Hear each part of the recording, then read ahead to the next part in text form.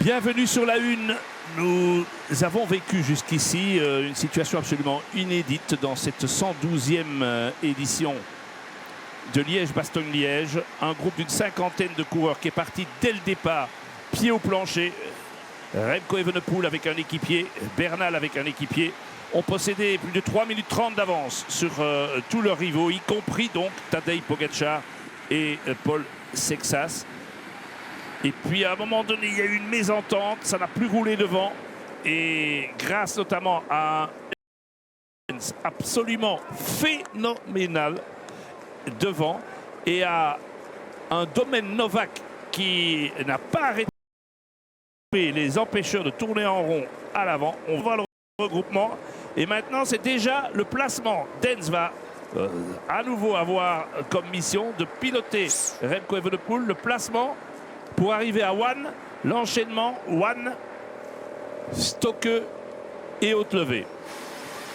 Qui est un enchaînement toujours très intéressant. C'est à ce moment-là qu'on rentre dans la deuxième phase de course et avec un peloton regroupé, avec une échappée de seulement 50 secondes, une course qui a été énorme.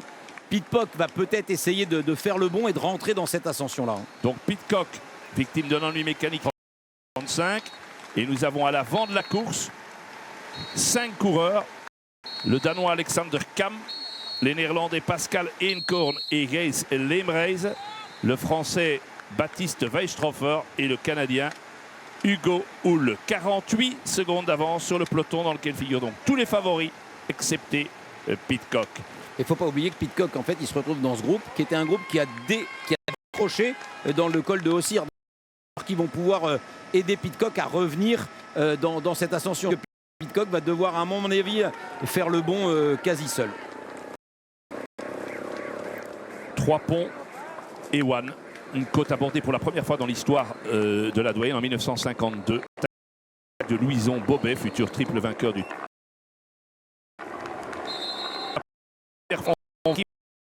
Voilà, Pogačar a dit maintenant fini.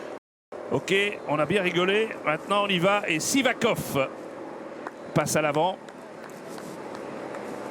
Vauquelin va prendre le relais de Bernal.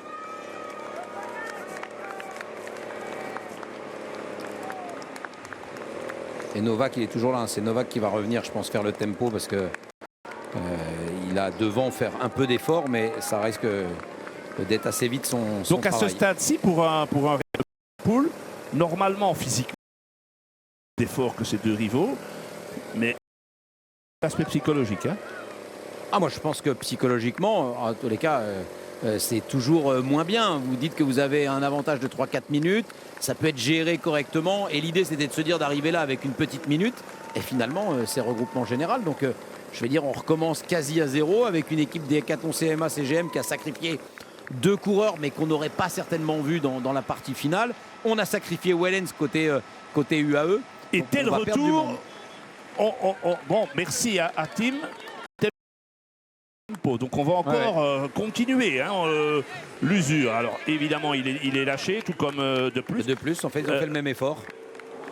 Moi je voudrais justement, peut-être s'il m'entend au moment où on est à One, de Axel son point de vue sur l'aspect psychologique maintenant entre les 3 favoris, en rappelant que la légende raconte que Satan lui-même aurait éprouvé des difficultés à se hisser au sommet de la côte de One.